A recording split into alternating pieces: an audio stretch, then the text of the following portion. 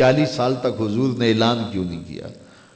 یہ تو حضور کا کمال ہے کہ 40 سال تک بولتے نہیں ہیں، چونکہ اللہ کو منوانا تھا، توحید کا اتمام ہونا تھا۔ حضور بھی ماں کی آغوش میں کہہ دیتے اور کافر انکار کر دیتے، قصہ ختم ہو جاتا۔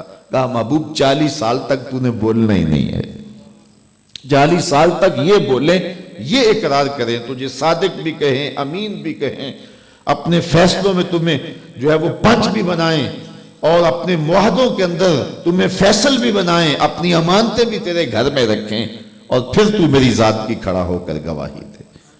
اب وہ انکار کرنا چاہیں بھی تو کسی اصول کے تحت انکار نہیں کر سکتے، اور یہ میرے حضور علیہ السلام کی آخری گواہی تھی، جس کے بعد اس مقدمے کا فیصلہ ہو جاتا ہے۔ تو یہ قانون شہادت ہے، اور اس کے بعد کوئی گنجائش باقی نہیں رہتی۔ اور میں کہتا ہوں 40 سال حضور نہیں بولے، یہ حضور کا حوصلہ تھا۔ مجھے بتائیے، ایک بچہ پاس ہو جائے نا، پاس ہو جائے دوسری تیسری کلاس سے، تو آج وہ گھر آتا ہے تو اس کی ٹون ہی تبدیل ہوتی ہے، آج سلام لینا بھول جاتا ہے، گھر داخل ہوتے ہی چیخ کے کہتا ہے امی میں پاس ہو گیا۔ کتنا بڑا منصب ملا ہے، ایک کلاس سے دوسری کلاس میں گیا ہے نا، تو لیکن وہ ہضم نہیں ہو رہا، لہجہ اس کا تبدیل ہو۔ یہ کونسلر بن جاتے ہیں، یہ کوئی ایم این اے یا ایم پی اے بن جاتے ہیں، تو فائرنگ کر کے جب تک زمانے کو بتا نہیں لیتے اتنی دیر تک چین کی نیند نہیں آتی۔ یہ کیا منصب ہوتا ہے؟ تو پھر میں سلام نہ پیش کروں کہ سر پہ ختم نبوت کا تاج ہے، 40 سال تک بولتے ہی نہیں ہیں۔ اللہ اکبر، چونکہ منوانا تھا، کہا محبوب تو خاموش رہنا ہے، یہ بول لیں اور یہ تیرے بارے گواہی دے دیں۔ اور پھر حضور علیہ السلام اللہ کی ذات کی سب سے بڑی دلیل بن کے آئے اور فرمایا یا ایھا الناس قد جاءکم برہان من ربکم، اے لوگو یہ تمہارے رب کی سب سے بڑی دلیل ہے۔ برہان ایسی دلیل کو کہتے ہیں جس کے بعد کسی اور دلیل کی ضرورت ہی باقی نہ رہے۔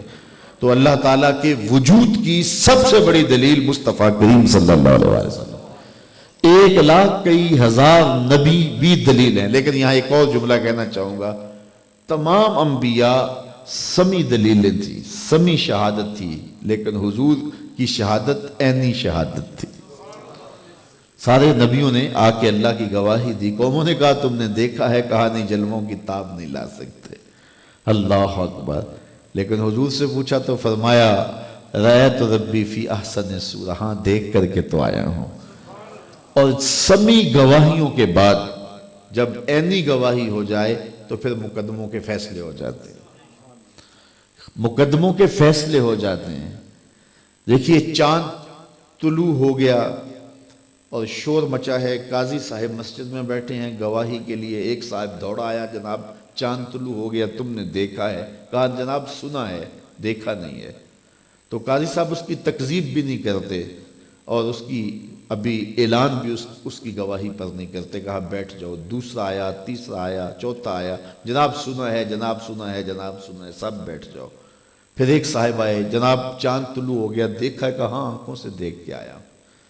کہا ٹھیک ہے، جو سننے والے تھے وہ بھی سچے ہوئے، عید کا اعلان کرتے ہیں، کل 8 بجے عید پڑھیں گے، یہ پردے اعتکاف کے اتار دیے جائیں۔ لوگ گھروں کو جانے لگے، عید کا اعلان ہو گیا۔ پھر ایک شخص دوڑا آیا، جناب چاند طلوع ہو گیا۔ کہا دیکھا ہے؟ کہا دیکھا نہیں، سنا ہے۔ کہا سنا تھا تو پہلے آتا، اب دیکھنے والا آ گیا، اب کسی اور آنے والے کی ضرورت نہیں ہے۔ تو جو پہلے سننے والے آئے آتے رہے، جب دیکھنے والا آ گیا تو پھر مقدمے کا فیصلہ ہو گیا۔ موسیٰ و عیسیٰ آئے، نوح آئے، سارے نبی آئے، سب کی گواہیاں سمی تھیں، لیکن جب میرے حضور آئے، حضور کی گواہی عینی تھی۔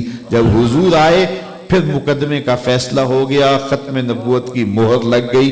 اب کوئی قادیان سے اٹھ کے آ کے کہے کہ میں نے بھی دیکھا ہے تو کہا جائے گا دفع ہو جا، جب دیکھنے والا آ گیا اب کسی نبی کی ضرورت ہی باقی نہیں ہے۔ یہ فیصلہ ہو گیا مقدمے کا، یہ آخری گواہی آ گئی۔ تو اللہ کی ذات پر سب سے بڑی گواہی میرے حضور ہیں۔